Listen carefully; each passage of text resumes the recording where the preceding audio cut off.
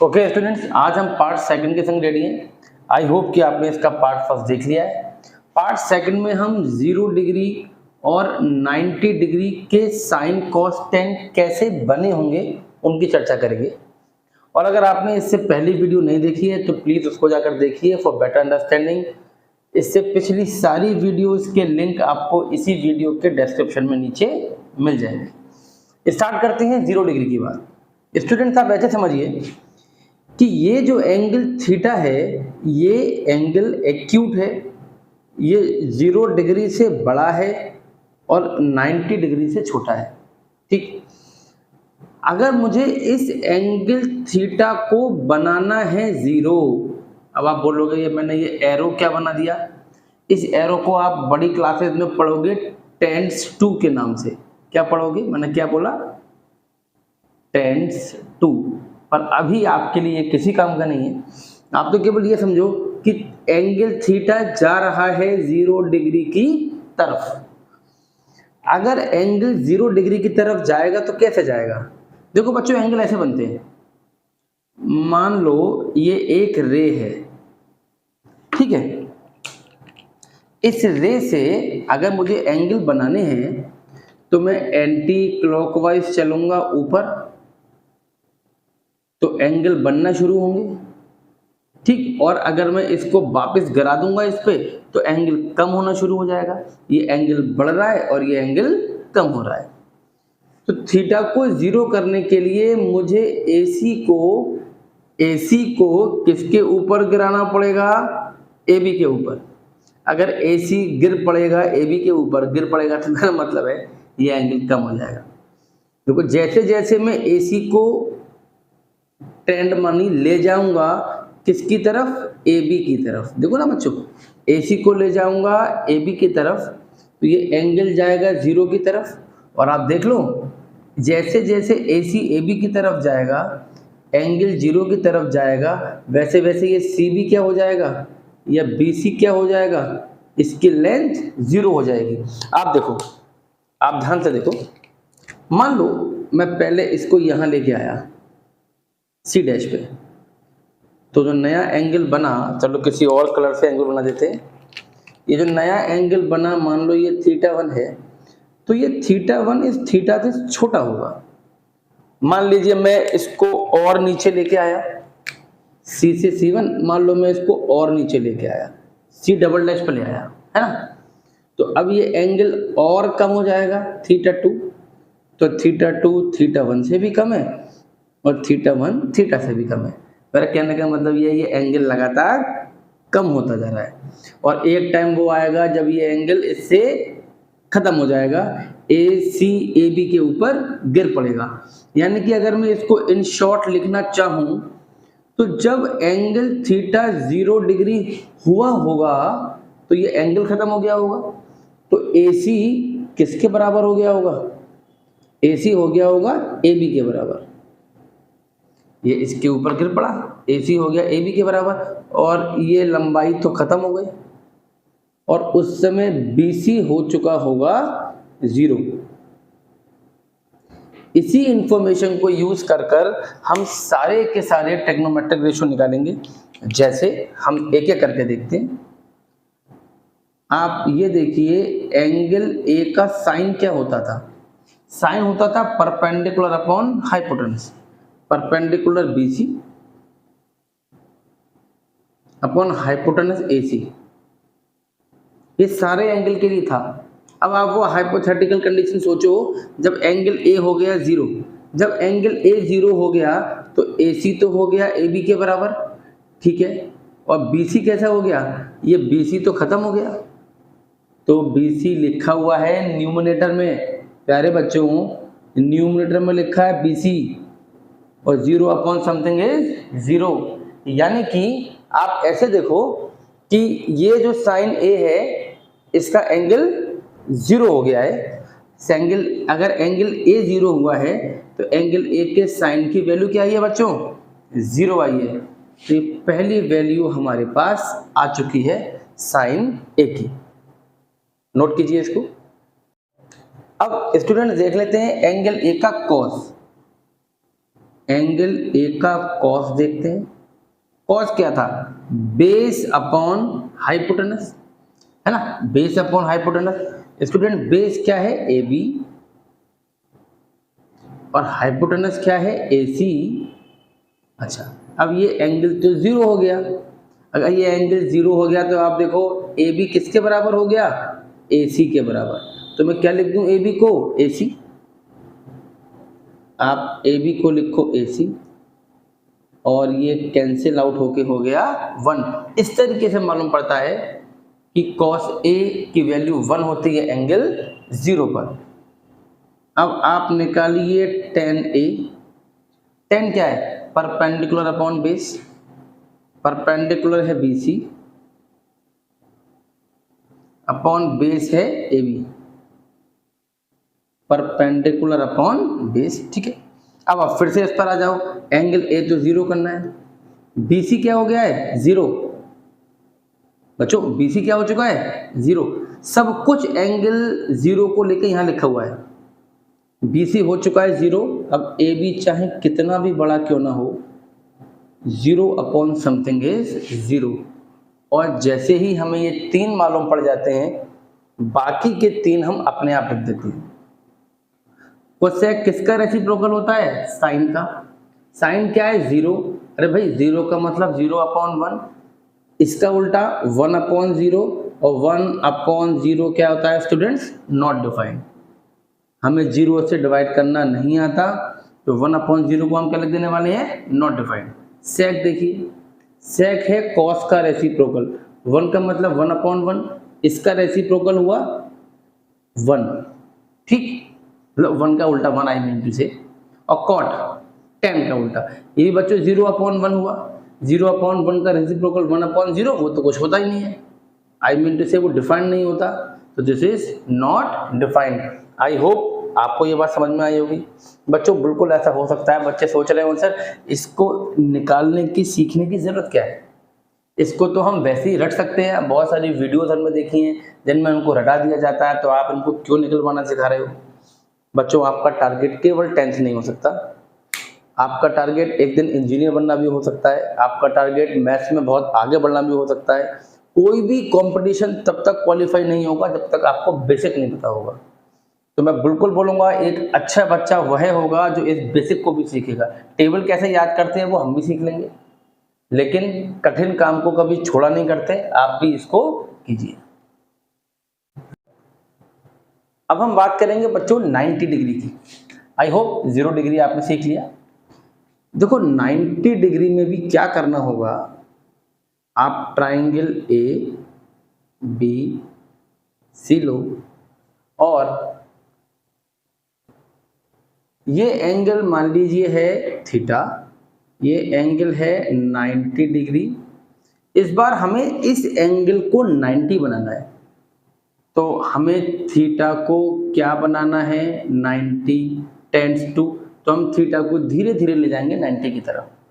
आप देखो जब हम थीटा को ले जाएंगे 90 की तरफ तो क्या होगा, मुझे इस ए को ले जाना पड़ेगा बी की तरफ। मान लीजिए मैं यहाँ पर आया। अच्छा, बच्चों को लग रहा होगा कि आगे बढ़ने पे एंगल कैसे बढ़ रहा है, आप खुद एनालाइज करके देखो। ये जो थीटा 1 है ये थीटा से बड़ा है, ये साइड इसके पास आ गई। जितना जितना आप पास में आते जाओगे, आप देखो बच्चों, मान लो ये सी ए डैश था, ये ए डबल डैश है, ये एंगल थीटा 2 और 90 के पास आ गया, तो जितना एंगल 90 के पास आएगा उतना बड़ा ही तो होगा। थीटा 2 बड़ा है थीटा 1 से, जो कि बड़ा है थीटा से। तो यहाँ पे आपको ये देखना है कि जैसे जैसे AC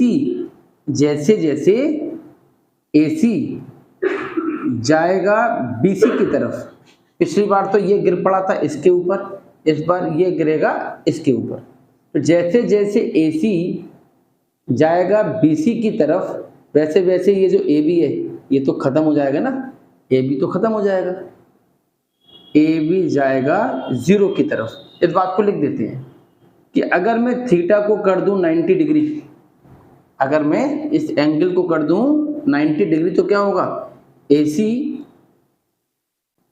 हो जाएगा इक्वल टू BC और ये साइड खत्म हो जाएगी और AB हो जाएगा 0। अब इसी कंडीशन को यूज कर कर आप देखिए हम साइन, कॉस, टेन, कोसेक, सेक, कॉट सारे निकालते हैं। एंगल A का साइन, साइन क्या होता है? Perpendicular upon hypotenuse. परपेंडिकुलर था BC और हाइपोटेनस था AC। अब इस एंगल को हमने कर दिया 90। जब एंगल 90 कर दिया तो क्या हो गया? BC हो गया AC के बराबर। आप देखो BC हो गया AC के बराबर। आप BC को AC लिखो, नीचे भी AC लिखा है, क्या हो गया? 1। इससे मालूम पड़ा 90 डिग्री का साइन क्या होता है? 1। आप कॉस निकाल के देखो, base upon hypotenuse, base upon hypotenuse, AB upon AC। अब A कर दिया 90 डिग्री, तो आप बच्चों ध्यान से देखो AB कितना हो गया? 0। अगर AB 0 हो गया, अगर AB 0 हो गया, अब ये AC कुछ भी हो, आंसर क्या आएगा? 0। और अब हम निकालते हैं ये 10 perpendicular upon base, perpendicular upon base, ठीक। BC परपेंडिकुलर, AB आपका है बेस। और आप देखो BC और AB में AB क्या हो गया है? 0। अब बच्चों समथिंग अपॉन 0 क्या होता है? Not defined. अच्छा, ये कॉस हमारा लिखने से रह गया। एंगल A का कॉस होता है 0 और एंगल A का tan होता है नॉट डिफाइंड। और जैसे ये तीनों आपके आ गए, फिर हम अपने पंडित बद्री प्रसाद हर हर बोला सोना चांदी तोला पर पहुंच गए। कॉस सेक का अपोजिट, सॉरी कॉस साइन का अपोजिट, सेक कॉस का अपोजिट और कॉट टेन का अपोजिट। ये तीन आपको आते हैं तो बाकी के तीन की तो चिंता ही नहीं करनी है। कोसेक साइन का अपोजिट, 1 का मतलब 1/1 और इसका अपोजिट 1। सेक कॉस का अपोजिट, 0 का मतलब 0/1 और 0/1 का उल्टा नॉट डिफाइंड। और टेन क्या है? Not defined. और नॉट डिफाइंड कैसे लिखा गया था? 1/0, इसका रिवर्स 0/1, 0/1 का 0। बच्चों ये मुझे बिल्कुल पता है कि इस टेबल को याद करना आसान है, लेकिन इसको समझना थोड़ा तो मुश्किल है। लेकिन जो बहुत अच्छे बच्चे होंगे, मुझे बिल्कुल उम्मीद है कि वो इसको समझने की कोशिश जरूर करेंगे और टफ काम को करने में कभी डरना नहीं चाहिए। आप इसको नोट कीजिए, फिर हम ये सीखते हैं कि इस टेबल को हम आसानी से कैसे बना सकते हैं। Note it down. प्यारे बच्चों, अब हम इस टेबल को भरना सीखते हैं, जो कि आप लोग रटते रहते हो। इसको जैसे आपको रटना है आप वैसे रट लो। मैं भी आपको एक तरीका बता रहा हूँ, बहुत सिंपल सा तरीका है।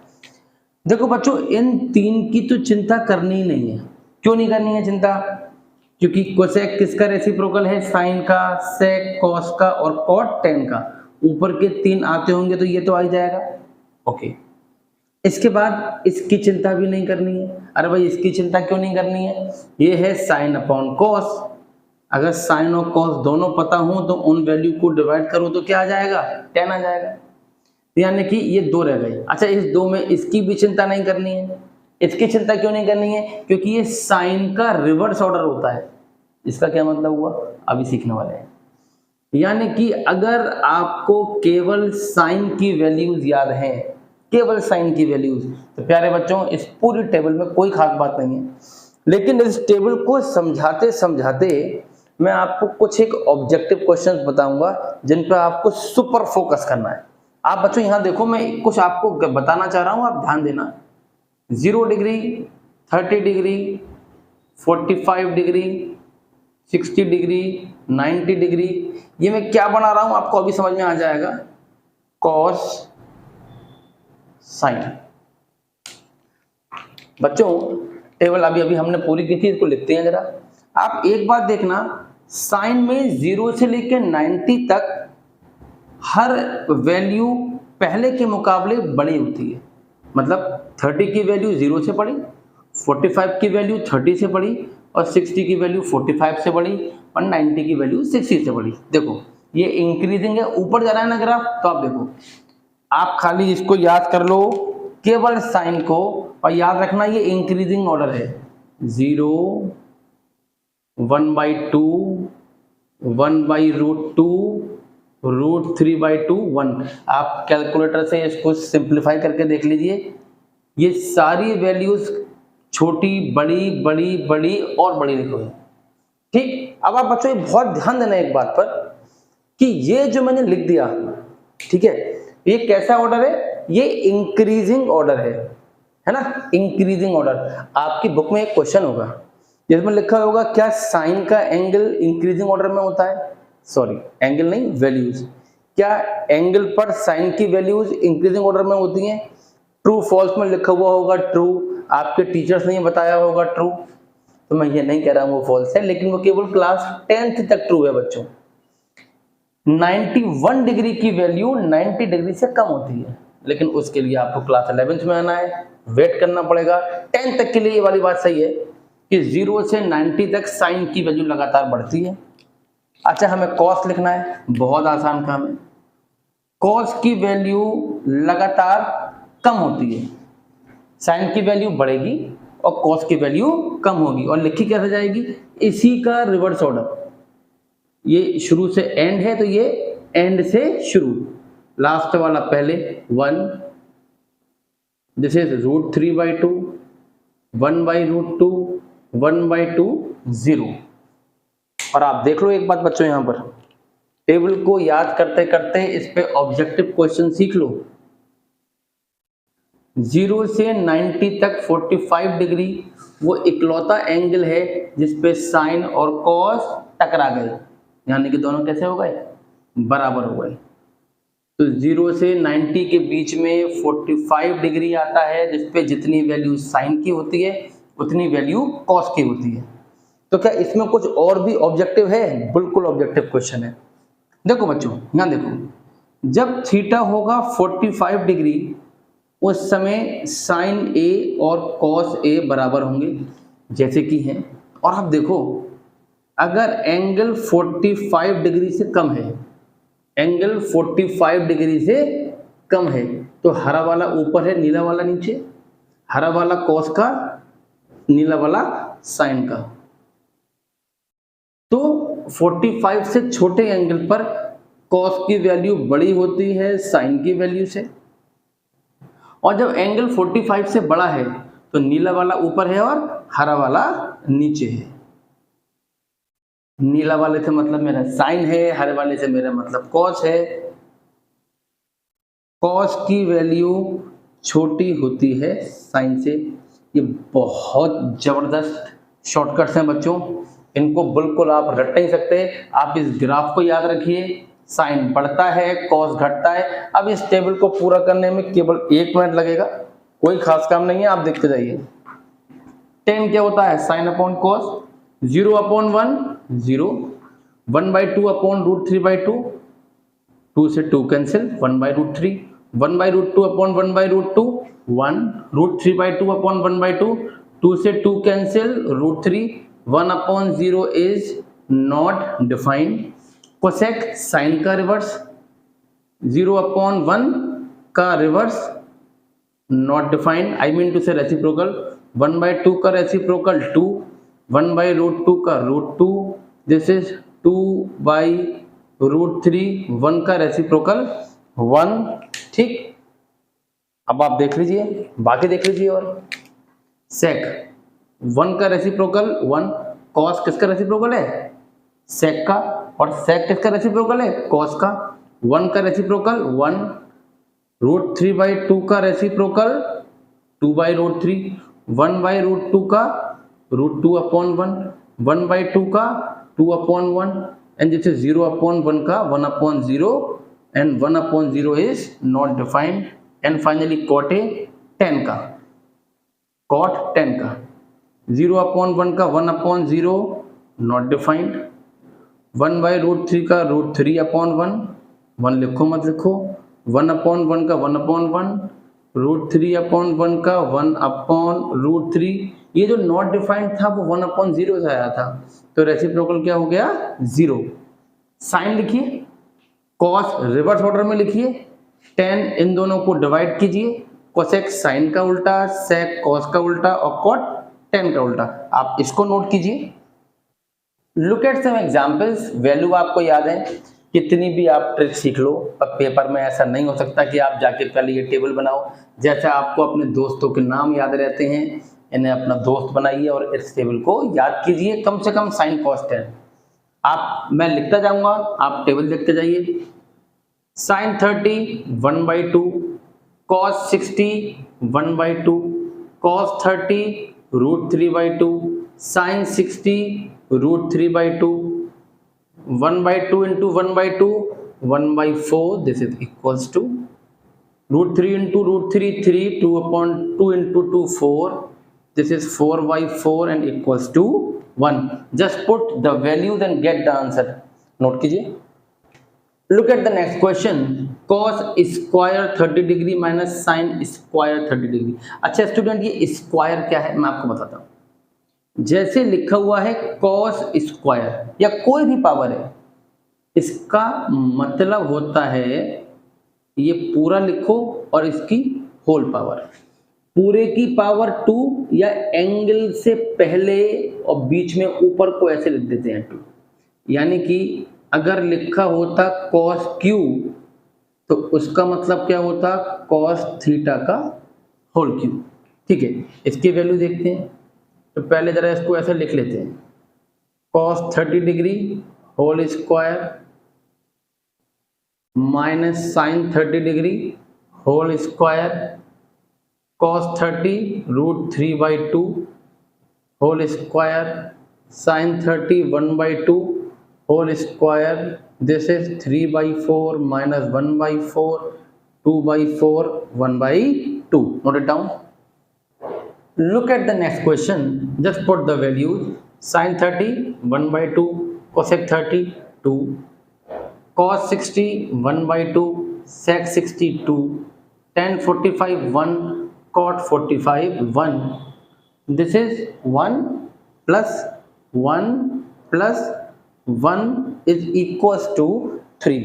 बच्चों बहुत सारे एग्जाम्पल्स हम और भी कर सकते हैं। इसके बाद जो वीडियो आएगी इसका इंट्रोडक्शन फिनिश हुआ, हम 8.2 के क्वेश्चंस करेंगे। मेरे लिए ये बहुत आसान था कि मैं एक ऐसी टेबल बनाकर 5 मिनट की वीडियो बनाऊं और आपको इसको याद करने की ट्रिक समझा दूं जैसा कि सब लोग करते हैं। पर मैंने चैलेंज ये लिया कि मैं आपको ये बता पाऊँ, ये सिखा पाऊँ कि ये टेबल बनती कैसे है, और आप में से हर वो बच्चा जो कॉम्पिटिटिव स्किल्स अपने अंदर गेन कर रहा होगा या जो समझना चाहता होगा, मुझे पूरी उम्मीद है ये वीडियो उसके लिए बहुत हेल्पफुल है। अगली वीडियो आपको मिलेगी 8.2 के क्वेश्चंस पर, हम सारे क्वेश्चन सॉल्व करेंगे। Till then bye bye, thank you.